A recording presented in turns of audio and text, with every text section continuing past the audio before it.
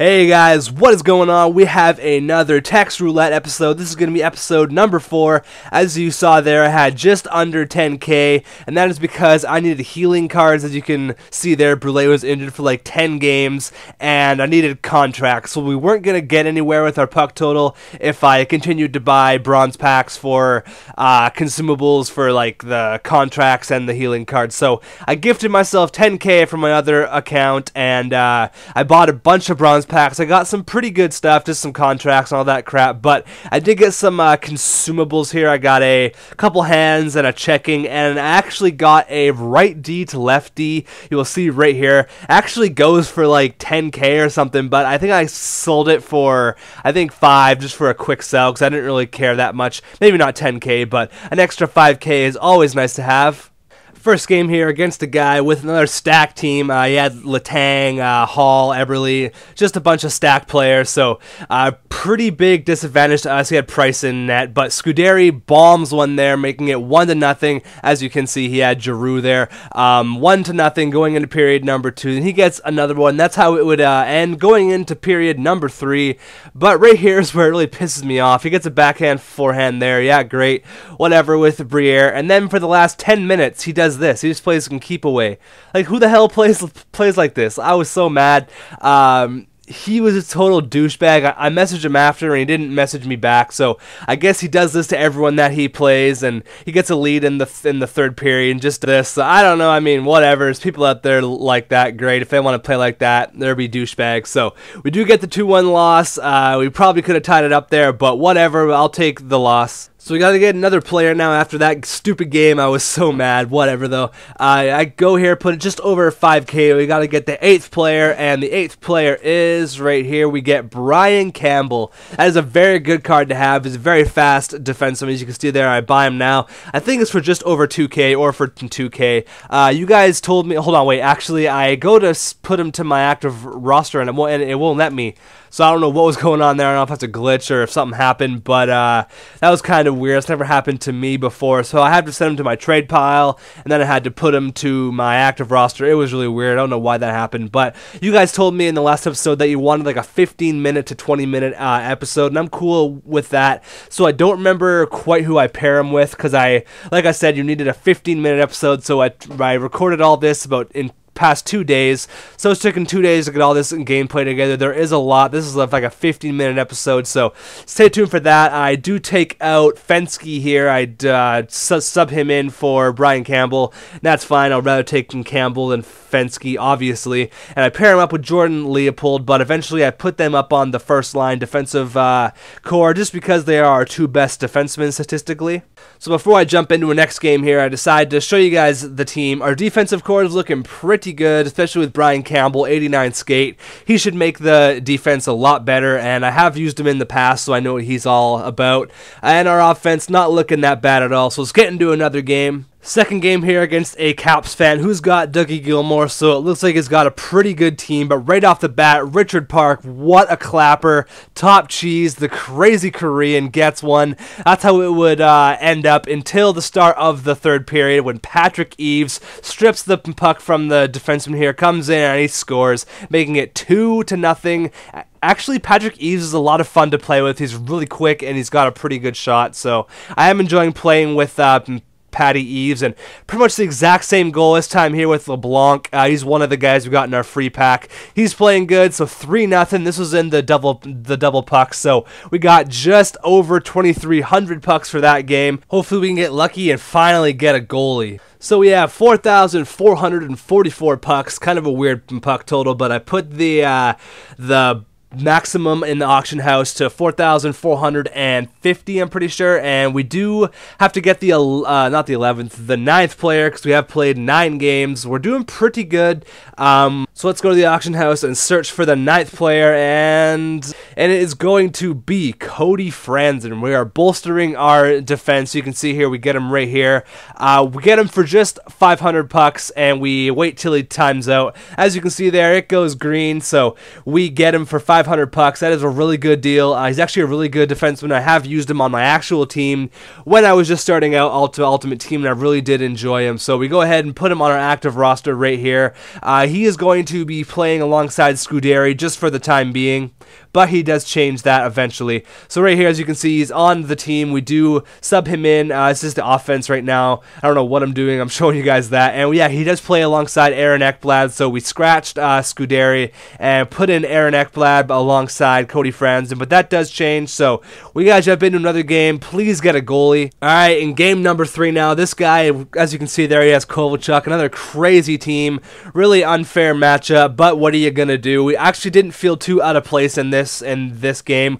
We do get one, but it's called off. I don't know why that doesn't look like it was higher than the crossbar, but it is still 0-0, so what are you going to do? He gets one here with Gabrick on a nice backhand. My goalie just not quite getting over quick enough. That's alright though, 1-0. I don't feel too out of place playing against this guy, even though he's got a much better team. Obviously, he's got Price and net and stuff. We get a nice backhand forehand there, but he does come right back with Phil Kessel. Nice shot there, bar down. Goalie couldn't even see it there. But I don't know what happened here at the end of the second. I thought we scored, but I guess time ran out. So 2-1 after 1. That's how it would end. We get another 2-1 loss. Against these teams with stacked teams, I don't feel like we're too far behind. So that's always a good thing. Please, we need a goalie so bad. On the hunt for a goalie now. I haven't seen too many on the open market, but we go to the auction house here, put the maximum price for just over 4K, because that's how many pucks we have.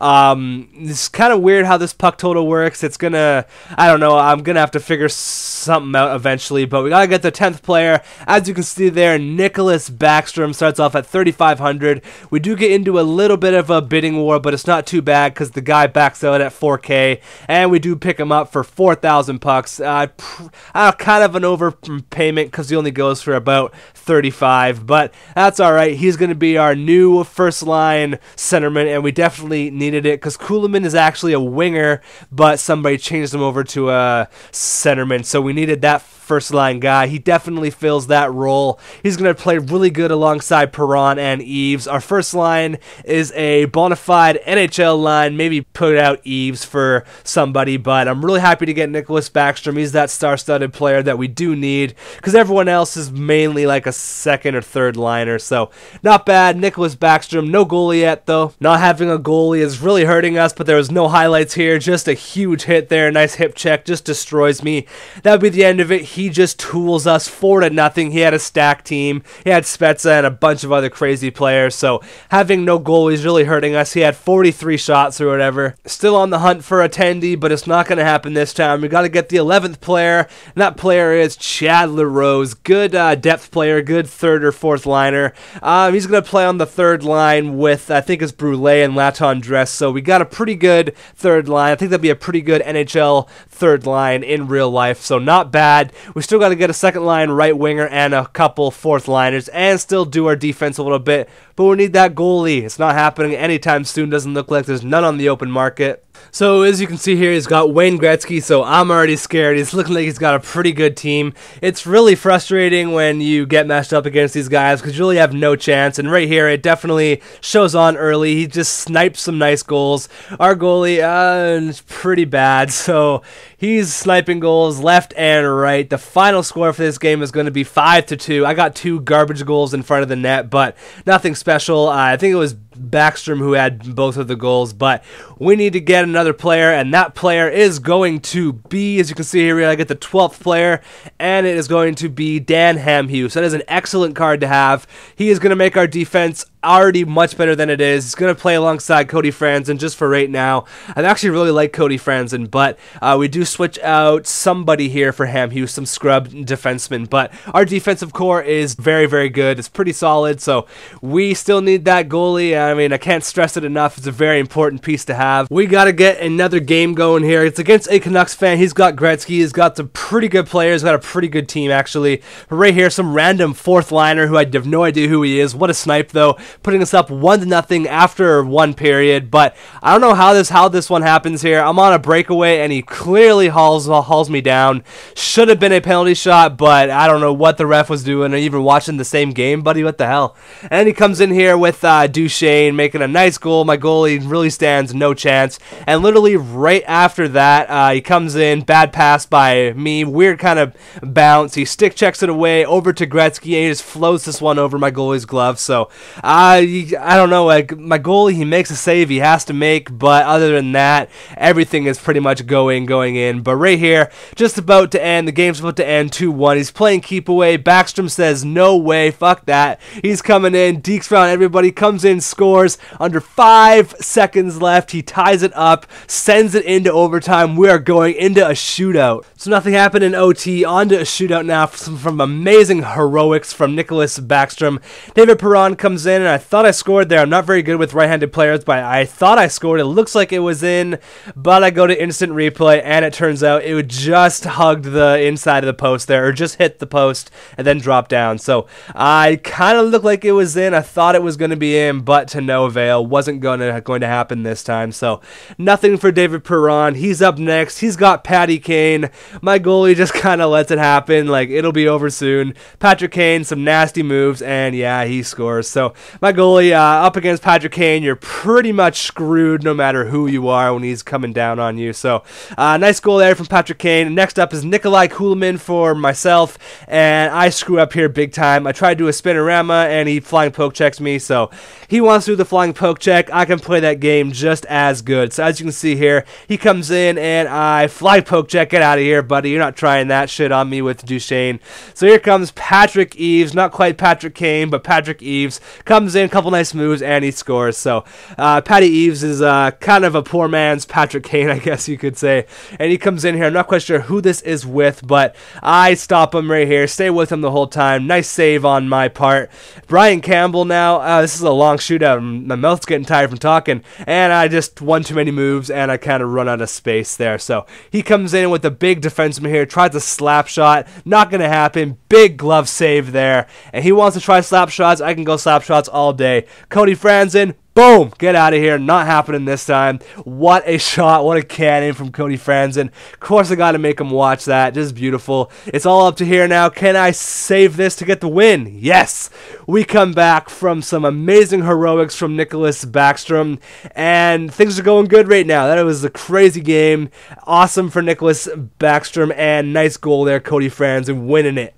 So after that epic game there, Nicholas Backstrom showing he's the heart and soul of this team. Things are going good. Things are going better. We get a goalie. Thank God. Finally, Alex Auld. He's not the best, but I'll take him. I'll take any goalie at this point. Alex Auld, he starts up. He's thinking at $500. That's not bad price at all to pay for our new starting contendee. I sub him in here. I get rid of that other goalie. He'd actually win a couple of games for us, but his overall was way too low, and some of the goals he was letting in were just pretty crappy. So Alex Auld, here is the team, definitely shaping up good. We've got a crap load of players in this episode, and we got a couple more games here, so let's jump into it with Alex Auld, our new starting tendy. We got the Battle of Pennsylvania here, Pittsburgh versus Philadelphia.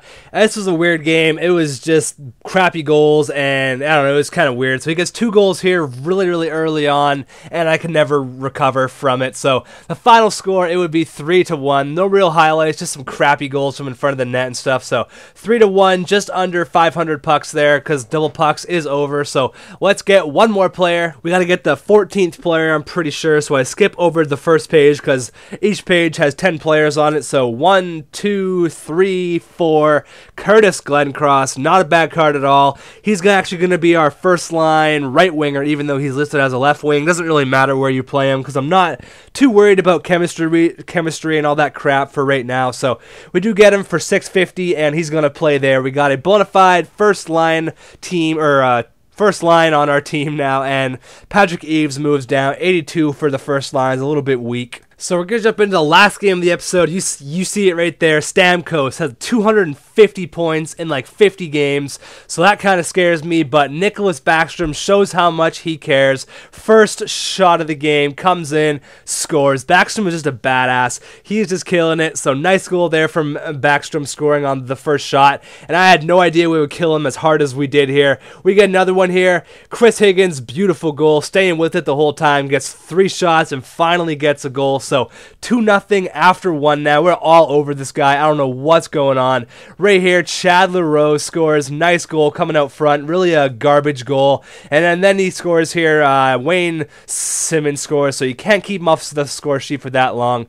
Brooks Orpik crushes this one. Get out of here. 4-1 after 2 periods now.